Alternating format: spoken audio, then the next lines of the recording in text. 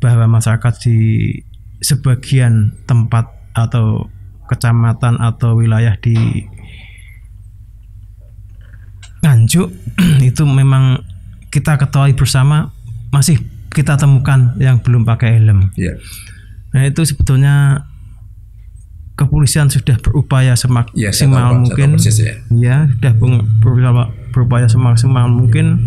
Sebetulnya yang kedepankan itu kesadaran dan kemanusiaannya. Teman kita sampaikan, kita ingatkan pakai helm.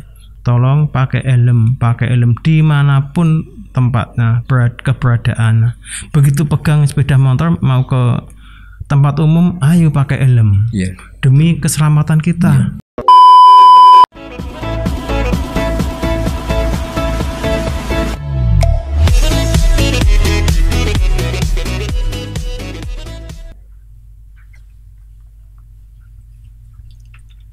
Assalamualaikum warahmatullahi wabarakatuh. Alhamdulillah wa syukurillah la haula wala quwata illa billah amma ba'du.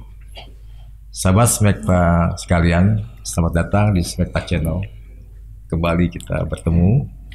Jika pada pertemuan-pertemuan terdahulu kami mengundang teman-teman tokoh-tokoh pendidikan, maka pada hari ini agak berbeda, kita mengundang seorang bapak polisi. Beliau adalah Bapak Sadarwoco, Kasat Binmas Polres Nganjuk. Siap. Selamat datang Pak Darwoco. Selamat datang Bapak Kepala Sekolah SMKN Tasikmalaya di Smekta Channel ini. Siap.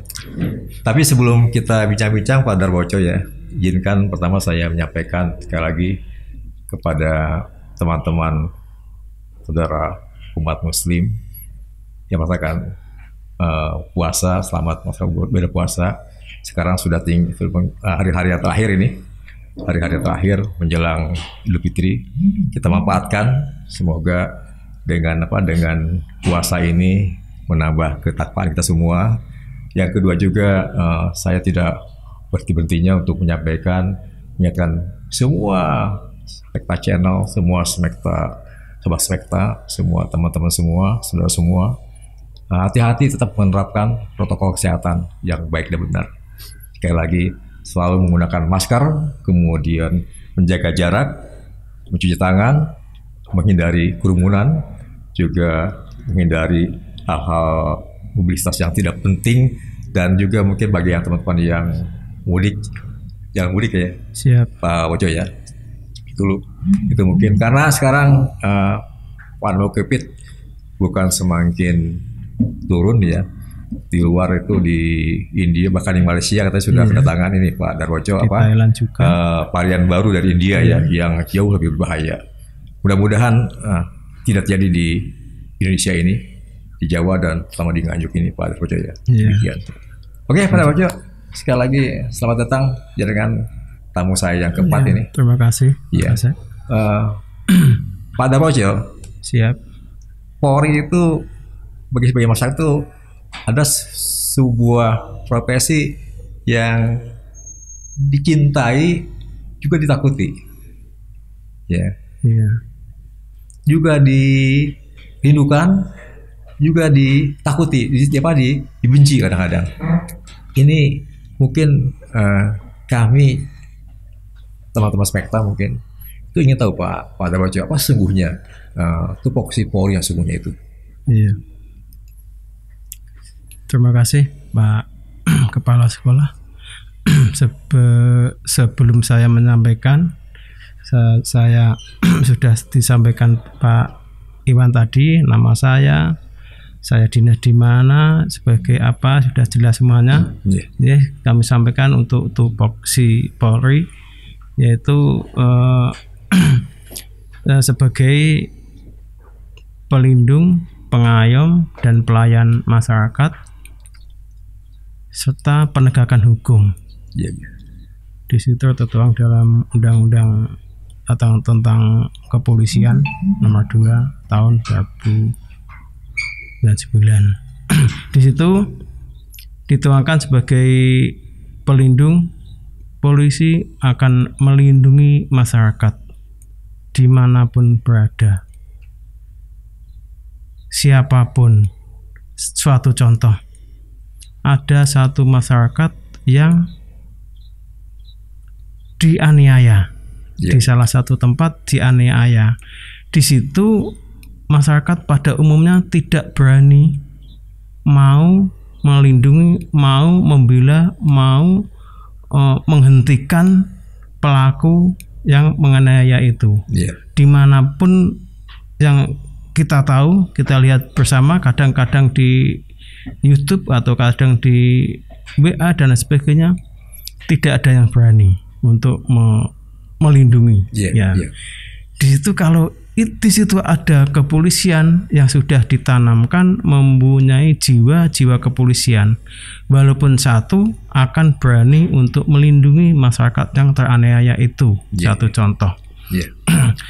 Langkah awal seperti polisi itu mengingatkan pada si pelaku. Namun demikian kalau itu membahayakan jiwa seseorang, polisi bisa melumpuhkan. Bahkan bisa melakukan atau menghentikan perbuatannya itu dengan jalan apapun. Sesuai dengan SOP. Sesuai dengan tugas tupoksinya. Supaya masyarakat betul-betul terlindungi dan terlayani oleh kepolisian. Satu contoh itu, Pak Kasek. Jadi melayani, melindungi, mengayomi, melindungi, mengayomi dan melayani masyarakat. Serta penegakan hukum. Terus gini Pak, kita sekarang kan udah mendapat Kapolri baru Pak ya. Siap. Pak Listio, Pak Sigit ya, yang luar biasa itu Pak ya, luar biasa itu. Dan secara aklamasi semua didukung oleh semua teman-teman di DPR juga ya Pak ya. Beliau menyampaikan tentang slogan presisi Pak. Presisi. Itu apa maksudnya Pak? Presisi itu programnya beliaunya. Yang dimaksud presisi yaitu prediktif, responsibilitas dan berkeadilan. Profesional, transparansi, berkeadilan. Oke, jadi kan bisa menjelaskan Pak apa itu maksudnya? Satu contoh. Jadi satu contoh segala sesuatu bagaimana beliaunya Pak Kapolri itu untuk meningkatkan tugas-tugas kepolisian untuk melayani, melindungi masyarakat itu. Satu contoh untuk transparansi, berkeadilan dalam melayani penegakan hukum. Polisi tidak tebang pilih, tidak pilih-pilih kasih, bisa dikatakan. Tidak pandang bulu Pak ya. Siapapun profesinya apapun akan dilayani dengan sepenuh hati tanpa imbalan apapun. Satu contoh itu, Pak. Pak. Terus gini Pak, karena ini kan masyarakat Pak ya, itu kalau ke Polres ya, itu paling hanya ngurusi SIM mungkin atau mungkin dan sebagainya. Tapi karena mereka kurang paham Pak. Sesungguhnya kalau boleh saya tahu Pak ya, di Polres Nganjuk terutama Pak ya, itu apa aja Pak satuan Pak, fungsinya Pak yang ada Pak? Dan berapa satuan fungsi yang ada? Banyak sekali. Banyak ya. Ya banyak sekali. Ada sekitar 17 seksi yang ada di sana. Begitu masuk di kantor kepolisian itu, kalau suatu contoh ada masyarakat yang membutuhkan pelaporan sebagai suatu contoh kehilangan, itu bisa masuk ke ruang SPKT. Ya, Sentra Pelayanan Kepolisian Terpadu. Sentra Pelayanan Kepolisian Terpadu. Itu untuk semua hal Pak ya. Ya, di sana ada yang piket ya. Ada standby di sana dari fungsi Sabara ada, fungsi Siwas ada, fungsi reserse kriminal juga ada, fungsi SPKT juga ada. Oh gitu ya. Sesuai dengan apa yang dibutuhkan di sana, yang bisa dibantu oleh kepolisian, apa yang dialami oleh masyarakat disampaikan di sana. Setelah di sana disampaikan, kemudian di analisa oleh petugas yang piket di sana. Oh ini terjadi kehilangan, oh ini terjadi pencurian dan lain sebagainya, oh ini terjadi tindak pidana, oh ini permasalahan ini perdata. Nah, yang bisa dilayani oleh kepolisian hanya pidananya saja. Oh gitu. Ya, hanya pidananya saja. Nah, setelah itu ditentukan akan oleh kepolisian, oleh anggota reserse kriminal yang ada yang piket di situ, akan dilakukan pendalaman. Maksudnya akan diinterogasi, dimintai keterangan tentang permasalahannya itu sehingga menjadi jelas, menjadi terang, dan seperti kepolisian atau pimpinan bisa mengambil langkah lebih lanjut supaya lebih cepat penanganannya. Tapi kan itu tidak harus ke Polres, cukup di tingkat polsek bisa Pak ya? Tingkat polsek bisa. Bisa. Harus ke Polres ya. Polsek terdekat. Oh gitu. Nah, polsek terdekat. Mengingat masing-masing kecamatan sudah ada polseknya. Semua Pak ya? Ada berapa polsek di? Ada 20 polsek sekabupaten Nganjuk, 20 kecamatan dan 20 polsek. Pak ya? Di sana siap melayani masyarakat semuanya. Selama ini Pak, kalau di SPKT Pak ya, sentra layanan posisi terpadu Pak ya, itu biasanya apa Pak yang di masyarakat selain mungkin kehilangan Pak ya? Kehilangan ya, laporan apapun masuknya dulu ke SPKT. Laporan pengaduan apapun. Apapun juga ya? Apapun ya. Ke SPKT dulu. Kehilangan juga. Pencurian, penganiayaan. Semua ya? Oh gitu ya. Seandainya masyarakat tidak bisa, seandainya terjadi pencurian, terjadi penganiayaan, satu contoh, kan tidak mungkin masyarakat datang dulu, keluarganya dianiaya, kemudian masyarakat datang ke polsek atau ke polres, kan membutuhkan waktu lama. Telepon juga nggak apa-apa. Oh gitu bisa ya? Bisa telepon saja. Ada Pak, ada nomor yang bisa dihubungi? Ada. Nomornya ya. Ada. Oke, langsung Pak ya, bisa ya? Iya bisa. Oh jadi gitu teman-teman sentralnya 110 itu nanti bisa langsung dilayani. Sentral 110. 110.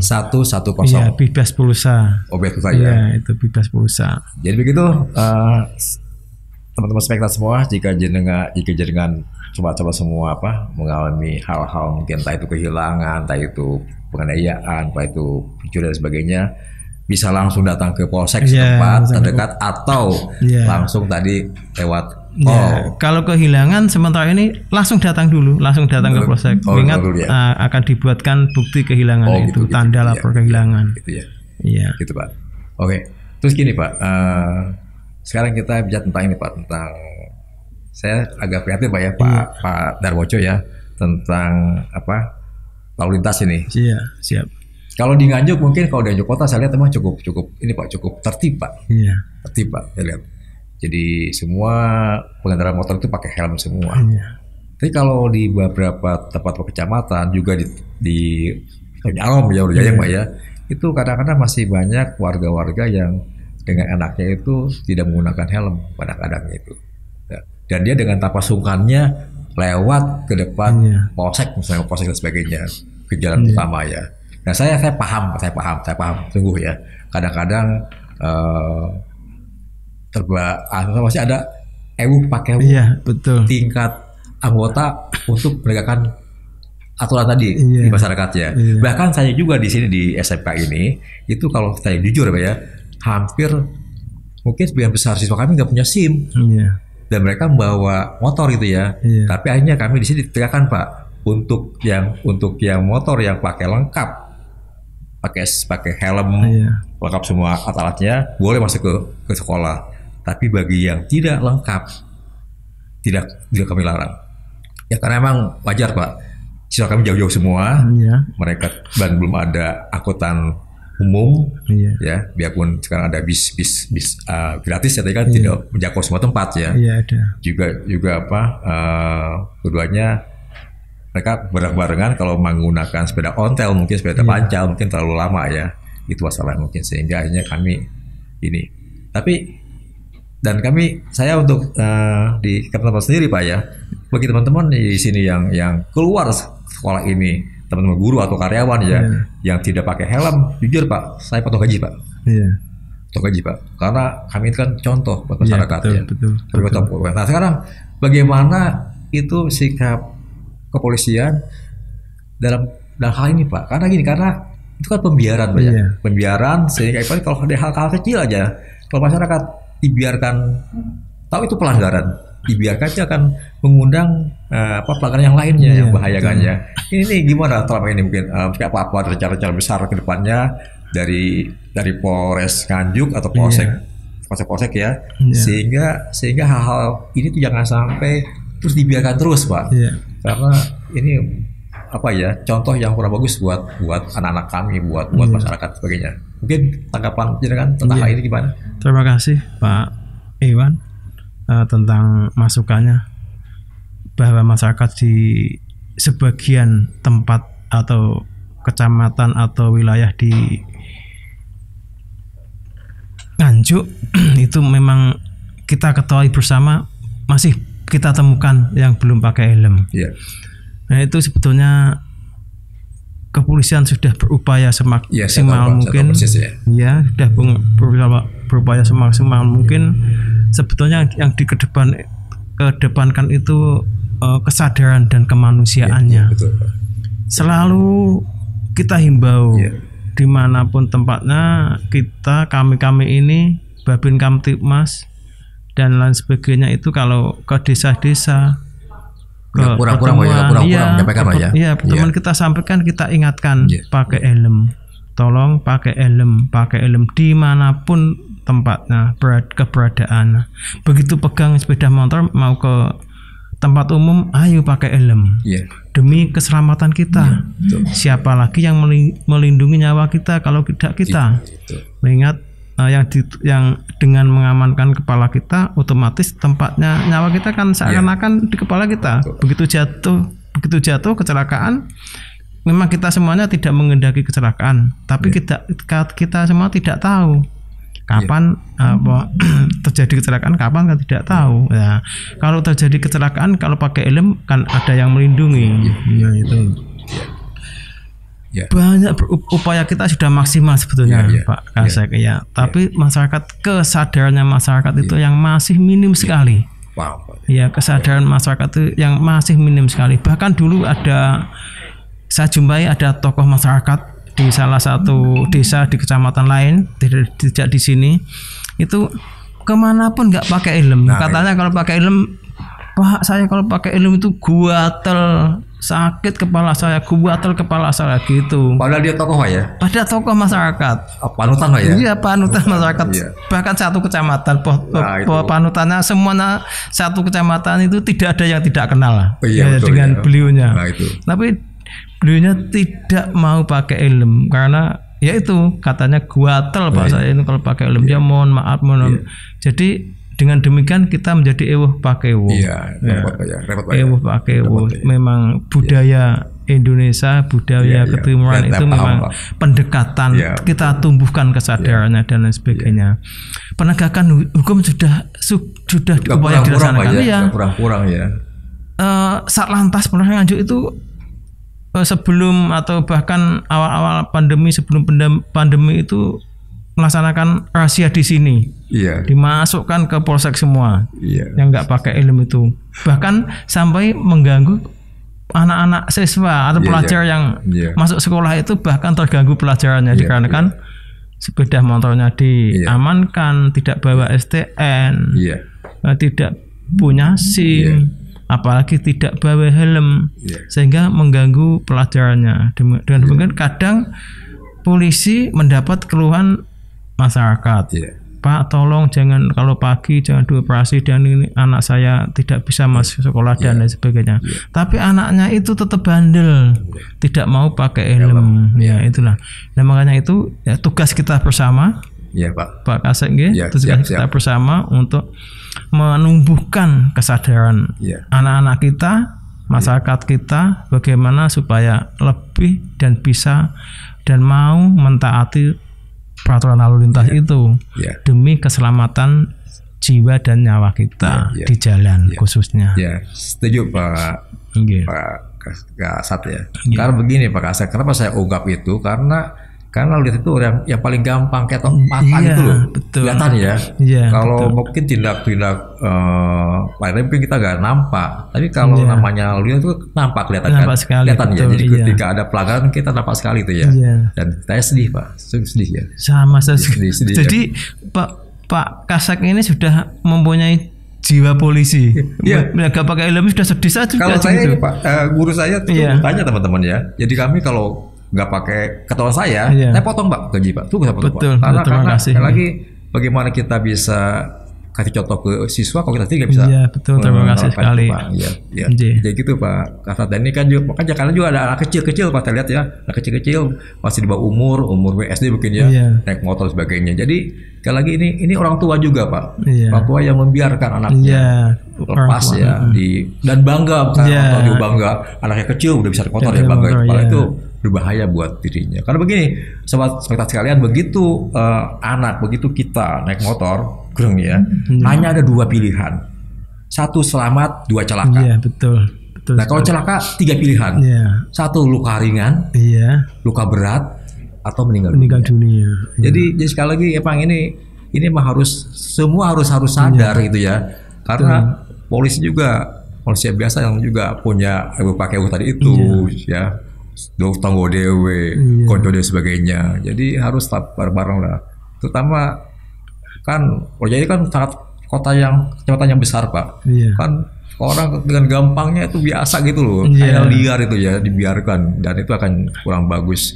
Jadi sebuah daerah yang disiplin itu harusnya tertib lalu lintasnya Pak, tertib semua. Bahkan kalau kita jumpai itu kesadaran atau himbauannya orang tua pada putra-putrinya itu masih minim Pak Kasek. Minimnya apa? Contoh, kalau anaknya atau keluarganya begitu mau kemana pegang sepeda motor itu tidak pakai helm itu didiamkan saja, dibiarkan saja, tidak mau mengingatkan. Biarkan aja. Ayo Mas mengingatkan, helmnya mana? Pakai helm supaya ini. Kebanyakan mungkin hanya 95 banding 5%-nya yang mau mengingatkan. Hanya 5%-nya yang mau mengingatkan. Yang 95 tidak mau atau mungkin lupa untuk mengingatkan orang tuanya atau keluarganya itu.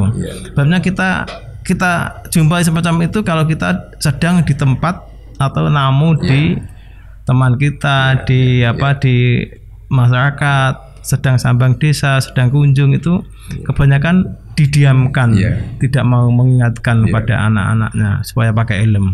Jadi pada orang tua juga saya ingatkan, sampaikan juga pada Boco mungkin. Anak kita udah punya SIM, yakin kan masih muda ya. Ya, Boyao jika terpaksa dia harus keluar misalnya terpaksa ya karena kondisi dan sebagainya, itu Boyao ya lengkapilah ya, baik pakai helm juga spion dan sebagainya, bagus semua ya, sehingga tidak mengundang gitu ya. Jangan sampai sudah tidak punya SIM, kemudian kelengkapannya nggak lengkap, itu kan juga malah bahaya juga. Jadi sayangilah anak-anak dengan semua ya, saat mereka berkendaraan hati-hati aja. Itu pesan yang disampaikan oleh Pak Darwojo mungkin, karena anak kita adalah investasi kita ke depannya. Itu pada Darwojo. Jadi kita sepakat pada Darwojo ya. Siap. Bahwa emang ke depannya mungkin kita berdoa mudah-mudahan kesadaran masyarakat masih minim masih minim. Gitu. Nah, oke, itu pada Darwojo ya. Saya udah keluar nih. Saya kan sampai ke kadang pas ke Projaya gitu kan, kadang juga sedih gitu ya. Kadang-kadang motor banyak pasti seliwer itu, kadang dengan gagahnya tanpa pakai helm ya. Itu kan juga melanggar aturan semuanya kan ya, itu nggak benar itu.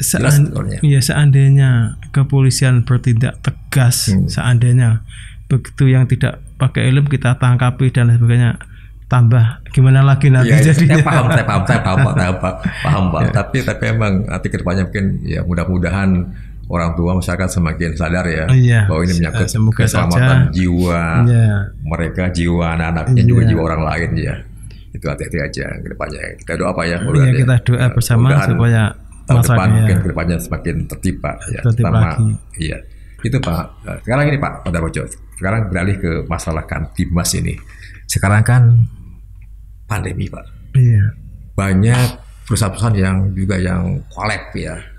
Banyak pengangguran dan ekonomi sekarang mulai agak-agak terpuruk Pak ya. Ini bagaimana Pak kondisi Kamtibmas di Nganjuk ini selama pandemi ini Pak? Kira-kira kondisinya? Kadang kita situasi Kamtibmas di Nganjuk itu dengan adanya pandemi ini menjadi berbeda Pak Kasek. Satu contoh, sebelum pandemi itu khususnya anak-anak remaja, anak-anak muda itu kenakalannya itu perkelahian. Perkalian ya? Iya. Antar perguruan silat yang paling banyak itu. Biasa ya, yang paling banyak itu mengingat anak-anak muda di Nganjuk khususnya mungkin 95% itu ikut perguruan silat. Iya, bagus. Iya, ikut perguruan silat untuk melatih fisiknya. Baik, memang sebetulnya bagus, baik. Ya. Biar mereka lebih melatih mentalnya, fisiknya dan lain sebagainya. Iya, betul.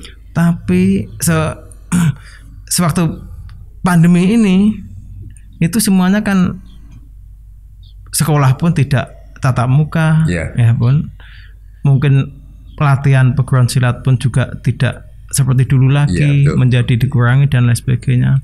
Banyak yang lewat virtual atau lewat daring. Nah, dengan demikian anak-anak kita atau pemuda itu dengan melihat HP ini kan isinya HP ini kan bermacam-macam. Iya, betul. Kadang isinya HP itu di situ ada kontak fisik lain jenis pun seakan-akan sudah tidak rahasia lagi, tidak ditutupi lagi di situ.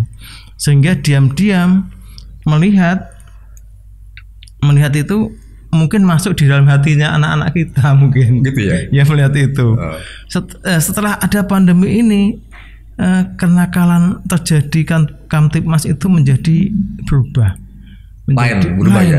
Menjadi hubungan seksual yang di luar pernikahan. Oh, banyak ya.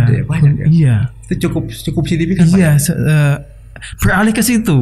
Perkelahiannya agak berkurang. Ini maksudnya ini anak muda, remaja apa orang tua ini? Ya anak muda, ya orang tua. Juga gitu ya? Iya. Ya Allah. Ya sekarang ini orang tua kan dengan siapa yang nggak pegang HP sekarang ini? Semoga pegang HP, apalagi internet sudah bebasnya, apalagi di televisi itu channelnya sudah banyak, channelnya bermacam-macam itu loh. Kadang saya pernah lihat di televisi itu, ya tahu, saya kira film-film itu bagus, film di televisi itu. Nah, di belakang saya kan ya ditonton oleh keluarga saya, suatu contoh. Nah, di situ di tengah-tengahnya asiknya nonton TV ada adegan yang sebetulnya tidak kurang bagus ya, tidak senonoh dilihat ditayangkan kalau masih jam agak pagi jam 6:30 malam, jam 7 malam itu kan masih acara keluarga sebetulnya. Tapi faktanya di film itu sudah ada hubungan atau kontak fisik lain jenis yang sebetulnya tidak pantas dilihat. Itu pun diperlihatkan di situ tidak hanya 1 detik, 2 detik, enggak, sampai lama durasinya. Iya, sampai durasinya agak mungkin ada 1 menit ada gitu loh. Jadi seakan-akan siapa saja, apalagi yang dewasa saja pikirannya sudah kemana-mana, apalagi kalau masih belum dewasa. Apalagi anak-anak yang belum dewasa itu kan pikirannya semakin kita dulu pernah muda. Tapi itu bukan dari stasiun TV yang biasa ya, bukan ya resmi. Bukan ya, utamanya yang pasang parabola itu itu yang tidak terputar mungkin film-film itu padahal sebetulnya kan film keluarga sebetulnya, tapi faktanya kalau diputar jam sekian itu kan sebetulnya film keluarga, tapi faktanya enggak kayak gitu. Sehingga dengan suatu contoh semacam itu anak-anak muda pikirannya tidak bisa mengendalikan emosinya dan lain sebagainya. Faktanya dengan kita juga bisa melihat di HP kayak begitu, melihat apa saja bisa di sini. Mungkin kalau apalagi yang melihat itu sendirian, orang tuanya tidak mendampingi, sudah kemana-mana kalau masih muda sehingga ada hubungan yang masih belum dewasa, hubungan yang suami istri yang masih anak-anak belum dewasa. Bahkan ada kejadian orang tuanya menyetubuhi anak kandungnya atau menyetubuhi anak angkatnya dan lain sebagainya. Jadi dengan adanya pandemi ini beralih ke situ. Jadi karena mungkin lama kumpul di rumah mungkin akhirnya iya. itu mungkin Pak ya. Iya, ini penganiayaan sudah bisa berkurang ya, tapi larinya ke situ jadinya. Gitu Pak ya. Iya. Jadi kasus yang agak unik juga gitu makasihnya. Iya. Tapi kalau kayak pencurian mungkin perampokan mungkin untuk alhamdulillah untuk aman ya. Nganjuk aman sekali. Amin, ya selama ini tidak terdengar lagi kejadian pencurian sepeda motor. Kejadian ini sudah aman sekali. Hanya kalau satu kali terjadi selama 1 tahun ya sudah luar biasa gitu satu kali ya. Jadi bisa kondusif. Hanya saja tugas kita semuanya, ayo kita jaga, kita jaga anak-anak kita supaya tidak yang aneh-aneh semacam itu. Iya Pak. Itu. Iya. Sekarang kan dengan HP kan semua serba mungkin. Ini loh dampaknya. Dampaknya itu luas sekali. Medsos itu memang bagus ya kayak pisau ya. Dia bisa manfaat juga bisa mudarat ya. Tergantung kita aja. Betul ya, kalau udah bijak menggunakannya ya kalau manfaat. Kalau bijak ya mudarat ya. Terutama anak muda, anak kecil memang harus tetap mengayomi, membimbing, mengarahkan ya, jangan sampai konten-konten yang bahaya itu anak-anak bisa lihat dan sebagainya. Itu mungkin. Nah terus kalau ini Pak, kalau untuk siswa Pak, untuk siswa untuk namanya ya, masalah-masalah mungkin narkoba atau mungkin juga kebut-kebutan mungkin sekarang gimana? Ini masalah kebut-kebutan, masa balapan liar itu Bapak Kapolres kita Pak Harvey Adi ini punya tips khusus. Iya, gimana Pak? Dengan tipsnya itu kita atau anggotanya ditugaskan untuk dibentuk tim pencegahan balap liar. Jadi yang tadinya suka kebut-kebutan, yang tadinya punya sepeda motor tidak sesuai dengan spek-nya, tidak sesuai dengan peruntukannya, itu kita amankan. Bahkan ada buktinya di halaman apel Polres itu ratusan yang ada di sana kita amankan di sana. Udah dijaring dulu Pak ya. Setiap malam Minggu, setiap malam-malam jam-jam tengah malam itu kita atau anggota kepolisian terus bertugas untuk melakukan patroli dan bahkan razia, bahkan mengamankan jadi sepeda motor ya tidak sesuai dengan spek-nya. Jemput bola Pak ya. Iya, jemput bola betul. Karena gini biasa kan kami kan sering dengar wang kencang ya. Sekarang kok malam kok sudah sepi sekali ya. Tinggi ya. Alhamdulillah ya. Itu banyak sekali ratusan yang diamankan, kita amankan di halaman itu selama 1 bulan tidak boleh diambil. Oh gitu. Iya. Oh gitu ya Pak ya. Supaya mengambilnya pun oleh Bapak Kapolres kita ini diperintahkan supaya disesuaikan dengan standarnya. Oh gitu. Mungkin boleh Pak ya. Rodanya tadi diganti yang kecil, banyak diganti kecil. Itu supaya membawa aslinya dibawa. Gitu. Jadi mungkin tidak ada spionnya, supaya dibawa spionnya. Dinormalkan dulu, saat normal baru boleh dikeluarkan. Mungkin belnya klaksonnya dihilangin, jadi dipasang lagi. Syukur alhamdulillah ya Pak ya. Luar biasa ya. Faktanya dengan dilaksanakan seperti itu sudah tidak ada lagi balap liar manual nggak ada gitu. Oh iya betul. Saya biasanya ke malam itu sering dengar bunyi wang-weng. Sekarang kok sepi ya. Sudah kondusif sekali, tenang. Apalagi di bulan puasa ini sudah nggak ada lagi yang mengganggu ketenangan masyarakat. Selamat kepada jenengan, kepada Pak Kapolres juga, terima kasih semua yang bisa menjaga Nganjuk yang begini kondusif, nyaman, tenang, aman Pak ya. Terus gini Pak. Jadi Polri itu kan mimpi banyak anak-anak saya Pak. Jujur anak kami banyak yang jadi Polri Pak. Banyak sekali ya. Mungkin Pak Darwojo mungkin ada semacam tips-tips mungkin pada anak-anak kami mungkin ya anak SMK atau SMA mungkin yang punya mimpi menjadi seorang anggota Polri Pak. Ini apa Pak yang harus disiapkan dari awal Pak kira-kira sehingga mereka bisa menggapai asa dan mimpinya Pak. Tipsnya satu kemauan pada anak-anak itu bahwa saya punya cita-cita mau dan punya niat untuk masuk kepolisian. Kalau sudah punya niat dan kemauan, barusan ayo kita siapkan fisik dan mental kita. Kita siapkan contohnya mulai SMA, masuk SMA, SMK, 2 tahun, bahkan tidak 3 tahun sebelumnya, 2 tahun sebelumnya kita siapkan jangan merokok. Ya. Ayo kita latih fisik kita dengan olahraga yang rutin. Kemudian kita latih akademik kita, ya kita tingkatkan, belajar yang tekun. Kemudian untuk latihan psikotes, itu kadang banyak yang jatuh di psikotes, dikarenakan mungkin selama sewaktu menghadapi tes psiko belum pernah latihan, belum pernah menghadapi soal psikotes, sehingga belum pengalaman dan sebagainya. Jadi ya itu kemauan, niat, kemauan dan mau belajar. Latihan dan latihan. Niat yang kuat, kemudian persiapkan fisik dan mentalnya, persiapkan akademiknya, dia juga mungkin juga rajin doa Pak ya.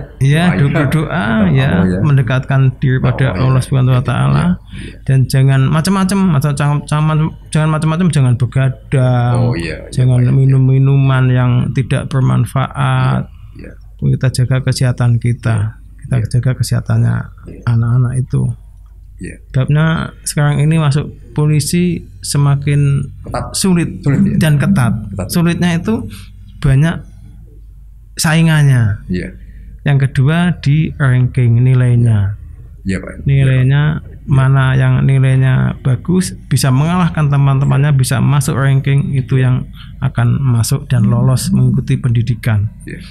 Itu. Dulu ada istilah gini Pak Darwoco ya, bahwa polisi itu kan ibarat kaki kanan di rumah sakit, kaki kiri di kuburan gitu ya, kan sangat riskan dan memang sangat bisa kepikiran. Nah, saya ingin ini Pak, bagaimana seorang istri Pak Darwoco dan keluarga itu ya, itu bisa mendukung jenengan selaku anggota Polri Pak, gimana Pak? Begini, ke keluarga saya, istri saya ya sangat mendukung dan bisa menyejukkan. Bisa menyejukkan hati saya. Sangat mendukung sekali. Jadi contohnya setiap ada tugas yang saya laksanakan, bahkan kadang dinas saya itu tidak pandang waktu. Bahkan kadang tengah malam, jam 1 malam itu melaksanakan apel, sudah biasa. Siap.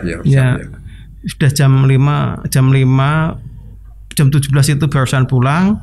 Nanti kalau terjadwal mengikuti kegiatan, jam 8 masuk apel lagi, melaksanakan kegiatan lagi.